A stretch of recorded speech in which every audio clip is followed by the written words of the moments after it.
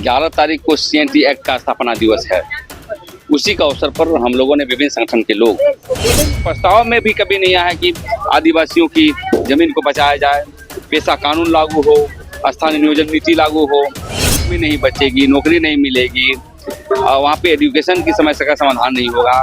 अभी कुर्मी को लेकर के हमला हो रहा है, चारों तरफ से हमला हो रहा है। हमारा जो संवैधानिक प्रावधान है वो सुरक्षित ना रह पाए तब तक आंदोलन करने का जरूरत है। ऐसा नहीं कि हम लोग क्षेत्र के मतलब झारखंडियों के हित के लिए सरकार नहीं लेती है, तब तक तो हम यही कहेंगे कि सरकार अब वह सरकार नहीं हो सकती जी।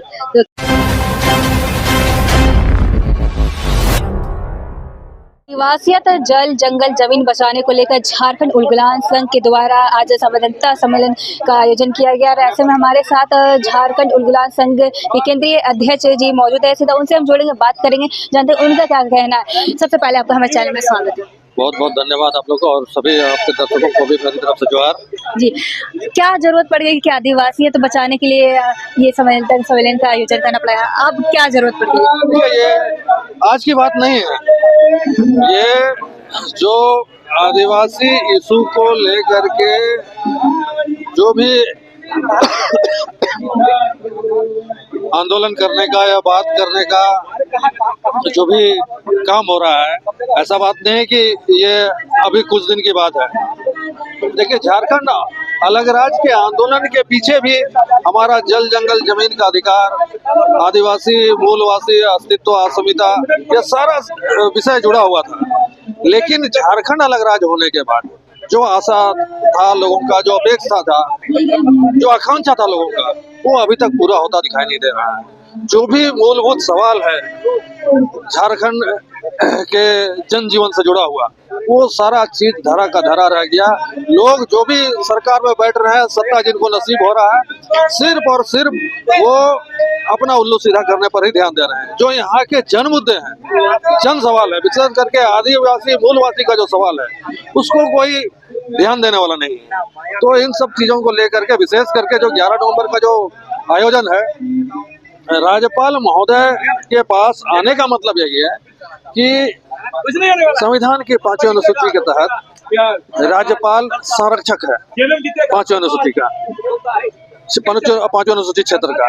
उनके रहते हुए उनके संरक्षण प्राप्त करने के बावजूद अगर सरकार के नीति नियम बनने में आदिवासी का हित बिगड़ रहा है, उनको मुश्किल का सामना करना पड़ रहा है, उनका अधिकार लूट रहा है, जमीन पर कब्जा हो रहा है, तो ये तो दुर्भाग्यपूर्ण बात है।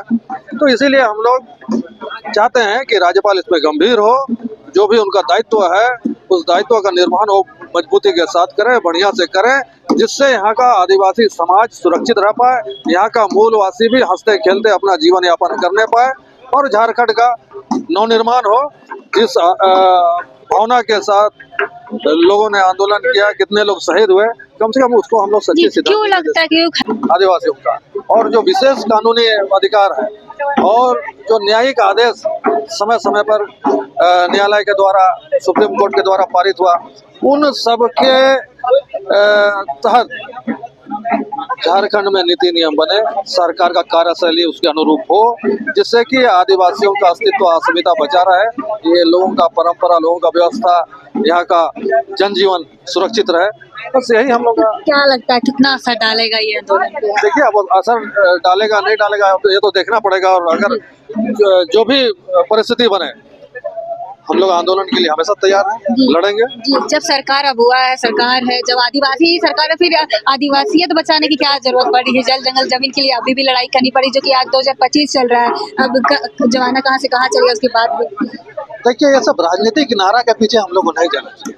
अब हुआ सरकार में ये राजनीतिक नारा है, ये आदमी के मतलब यहाँ का जो जनमानस है उनकी भावना को उभार करके सत्ता प्राप्त करने का या फिर उनको पीठ थपथपाने का ये सब नारा है। ये सब नारा पर हम लोग को भरोसा नहीं है। जब तक नीतिगत फैसला इस क्षेत्र के मतलब झारखंडियों के हित के लिए सरकार नहीं लेती है, तब तक तो हम यही कहेंगे कि सरकार अब वह सरकार नहीं हो सकती। जी, तो किस तरह से कितने संख्या में लोग इकट्ठा होंगे और कहाँ से स्टार्ट होगा आपका ये आंदोलन? देखिए, और उम्मीद तो है कि लोग ज़्यादा से ज़्यादा संख्या में पहुँचे, लेकिन अभी धान कटनी का कार्यक्रम भी शुरू है।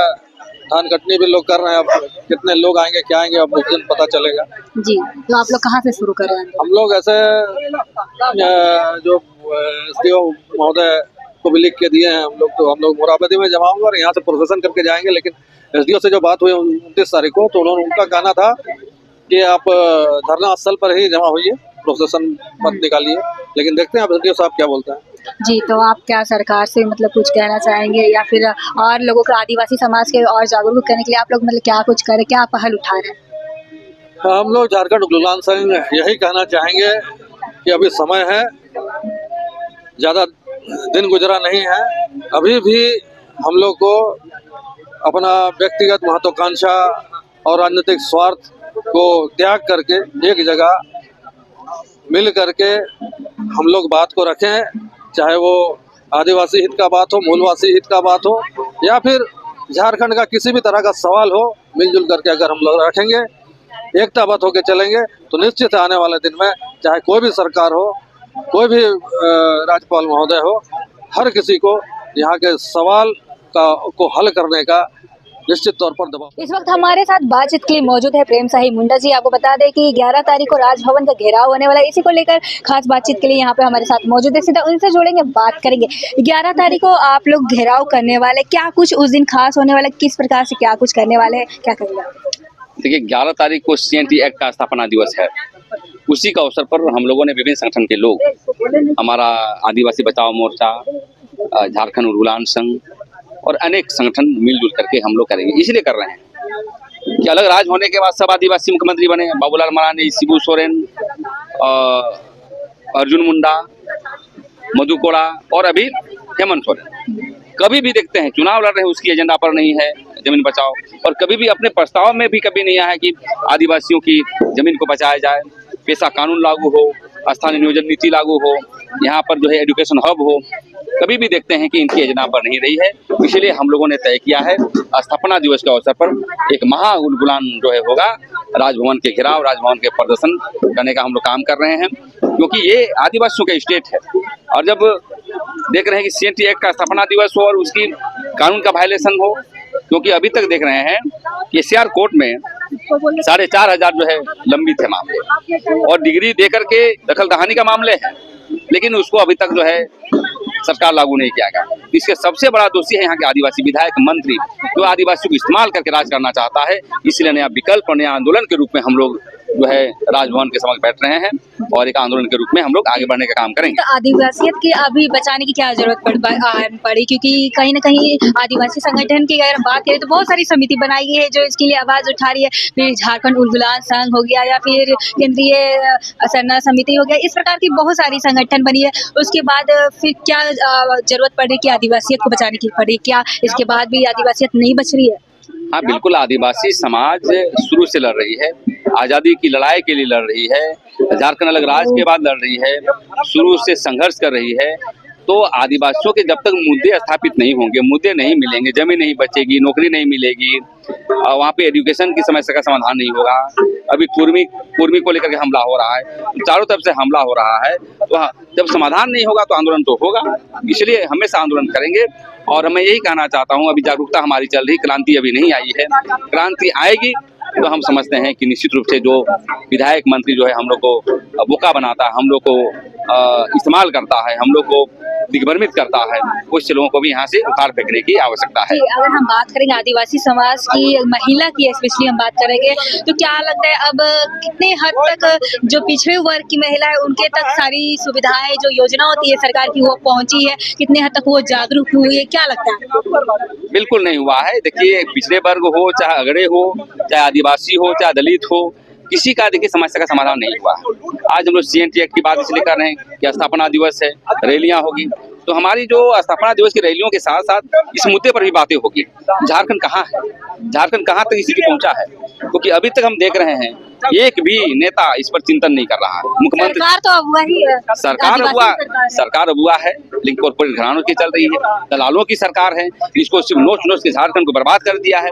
इसी को लेकर के जो है हम लोग कर रहे हैं, और देखिएगा आने वाला समय जो जागरूकता बढ़ी है, आप देखे होंगे प्रभात तारा में कैसी भीड़ आई, हर तक जागरूक हो रहे हैं। समय आएगा तो ऐसे ऐसे नेताओं को जो लूटा जा रहा है उनको भी उखाड़ फेंकने का हम लोग काम अगर हम करेंगे। बात करें क्योंकि 2025 चल रहा है, जनरेशन काफी डेवलप भी हो रहा है, मतलब आगे बढ़ रहा है, और ऐसे में अभी भी कुछ ऐसे जगह है, अगर हम बात करें घाटशिला को ही हम ले लेते हैं, वहाँ पे अभी चुनाव चल रहा है, और गाँव सिली हो गया, मतलब इस प्रकार की जो गाँव है, जो सुविधाएं होनी चाहिए, जो नॉर्मल इंसान जीते हैं, वो सुविधाएं अभी भी नहीं मिली उन लोगों को। कमी कहाँ रह जाती है, क्योंकि अभी भी ये लोग जो सुविधाएं से वंचित रह जा रहे हैं। देखिए, अभी झारखंड की समाज जागरूकता नहीं हुआ, इसमें राजनीतिक जागरूकता अति आवश्यक है, और राजनीतिक जागरूकता कमी के कारण ही यहाँ के नेता चुनाव लोग हमारे लोगों को मुठ बना करके वोट देते हैं। घाटशिला चुनाव में भी वही होगा, देखिएगा मुद्दे विहीन राजनीति हो रही है। वहाँ पर हमारा जमीन पर एजेंडा नहीं है, स्थानीय नियोजन नीति का एजेंडा नहीं है, वहाँ पर जमीन लूट के एजेंडा नहीं है, हमारा एजुकेशन हब की एजेंडा नहीं है, कुर्मी हक क्षेत्र वो एजेंडा नहीं है। तो एजेंडा विहीन राजनीति हो रही है, और जनता भी जागरूक नहीं है। इसलिए तो हम लोग आंदोलन के रूप में जागरूक करते रहते हैं, जनता के बीच जाके करते रहते हैं। देखिएगा मैडम, आने वाला समय में व्यापक आंदोलन होगा और क्रांति होगी। जैसे आपने देखा होगा कि प्रभात तारा में भीड़ हो रही है, जहाँ वहाँ भीड़ हो, कहीं न कहीं शक्ति ताकत के रूप में उभरने का काम करेगी। राजभवन के पास जो आंदोलन होने वाला है, वो कहाँ से आप लोग शुरू करने वाले? क्या राजभवन से ही शुरू करने वाले? कितने संख्या में लोग इकट्ठे होने वाले? हम लोग हजारों की संख्या में आएंगे, बढ़ेगा भी संख्या, और हम लोग जमा होंगे यहाँ पर मोराबादी मैदान में और जुलूस के रूप में जाएंगे। और हम समझते हैं कि आंदोलन का स्वरूप बड़ा होगा, और कितने लोग आएंगे उसमें ही देखिएगा, लेकिन ये समझिए कि आंदोलन अब रंग ले चुका है, और सभी मुद्दे पर हम लोग लड़ने का काम करेंगे। बहुत बहुत धन्यवाद। ये थे हमारे साथ प्रेम शाही मुंडा जी, जो कि उनका कहना है कि 11 तारीख को राजभवन के समक्ष बड़ा आंदोलन होने वाला है, और जो उनकी हक की लड़ाई है वो जारी रहेगी, और अपनी जब तक उनकी मांगे पूरी नहीं हुई तब तक वो लड़ाई जारी रखेंगे। ऐसा, और हम बात करें तो जो तमाम पिछड़े वर्ग है उनकी अगर हम बात करें तो उनको भी जागरूक करने का भी कार्य करेंगे। फिलहाल के लिए इतना ही। ऐसे अपडेट के लिए बने रहे न्यूज़ राशि मिल के साथ। धन्यवाद।